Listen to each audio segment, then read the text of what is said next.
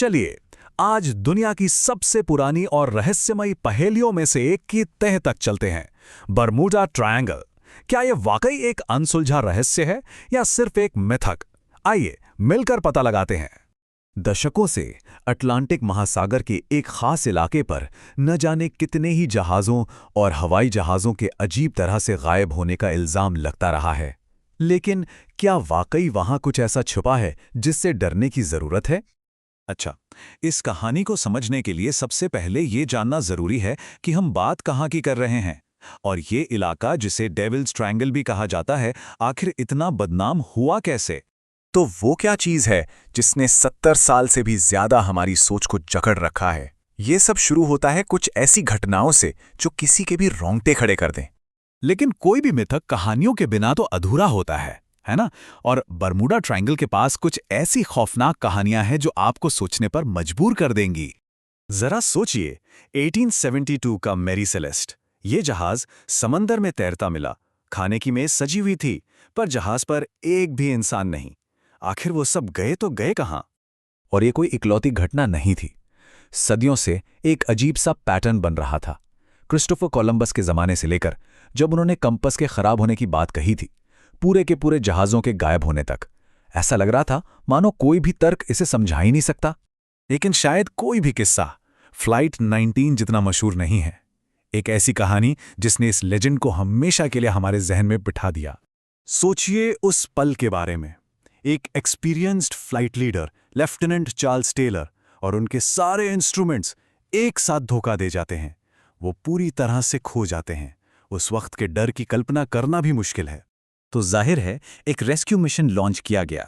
13 लोगों के क्रू के साथ एक मार्टिन मैरिनर विमान को उनकी आखिरी लोकेशन पर भेजा गया, इस उम्मीद में कि वो उन्हें ढूंढ निकालेंगे।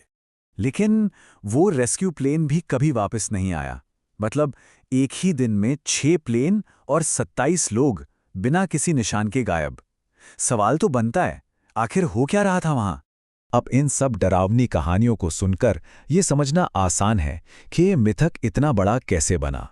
लेकिन चलिए अब एक कदम पीछे हटते हैं और एक बहुत ही सीधा सा सवाल पूछते हैं। ये एक सवाल सब कुछ बदल देता है। अगर ये जगह वाकई इतनी खतरनाक है, तो आज ये दुनिया के सबसे बिजी समुद्री और हवाई रास्तों में से एक कैसे है? ये सवाल हमें किंवदंती से हटाकर तर्क की दुनिया में ले जाता है। तो चलिए देखते हैं कि ऑफिशियल सोर्सेज और असल डेटा इस जानलेवा माने जाने वाले इलाके के बारे में क्या कहता है। सच शायद आपको थोड़ा हैरान कर दे। 75 ये वो नंबर है जो अक्सर बरमूडा ट्रायंगल के बारे में बनी किताबों और डॉक्यूमेंट्रीज में सुनने को मिलता है। यही नंबर इस लेजेंड को और बड़ा बनाता है। पर क्या यह नंबर वाकई उतना डरावना है जितना लगता है? और यहीं पर मिथक और हकीकत की टक्कर होती है। दुनिया के सबसे बड़े शिपिंग इंश्योरेंस करने वालों में से एक लॉयड्स ऑफ लंदन, उनके हिसाब से ट्रायंगल में हादसों की दर दुनिया के औसत से बहुत बहुत कम है। ये एक ऐसा आंकड़ा है जो पूरी कहानी पर ही सवाल खड़ा कर देता है। और ये सिर्फ इंश्योरेंस कंपनियां नहीं हैं। ऑफिशियल तौर पर देखें तो अमेरिकन नेवी इसके वजूद को ही नहीं मानती। ये दुनिया के नक्शों पर है ही नहीं। तो एक तरफ है मिथक और दूसरी तरफ है ये हकीकत। और एक मजेदार बात यह है कि जापान के पास भी लगभग एक ऐसी ही जगह है, ड्रैगन्स ट्रायंगल, जहां ऐसी ही रहस्यमयी कहानियां हैं। तो सवाल यह है कि बरमूडा ट्रायंगल इतना फेमस क्यों हुआ? शायद इसका जवाब मीडिया में है। तो अगर ये कोई सुपरनैचुरल पावर नहीं है, तो फिर इन सारी अजीब घटनाओं के पीछे की वजह क्या है? साइंस के पास कुछ बहुत ही लॉजिकल जवाब है। याद है वो कंपस का खराब होना? उसकी एक वजह हो सकती है एगोनिक लाइन। ये धरती पर एक ऐसी काल्पनिक लाइन है जहां कंपास मैग्नेटिक नॉर्थ के बजाय ट्रू नॉर्थ की तरफ इशारा करता है। अब जाहिर है ये किसी भी नाविक को आसानी से कंफ्यूज कर सकता है। और उन अचानक गायब होने वाली घटनाओं का क्या? सैटेलाइट तस्वीरों से एक हैरान करने वाली थ्योरी सामने आई है, हेक्सागन बादल। ये बादल एयर बॉम्ब बना सकते हैं।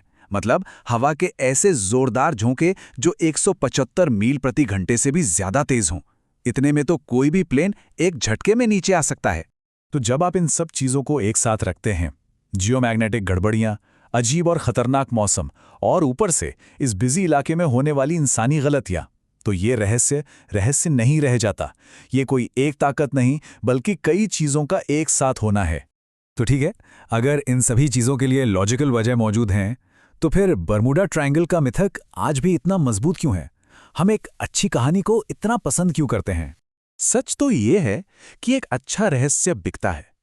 मौसम विज्ञान या भूविज्ञान पर एक बोरिंग से पाठ से कहीं ज्यादा किताबें, फिल्में और डॉक्यूमेंट्रीज बिकती हैं।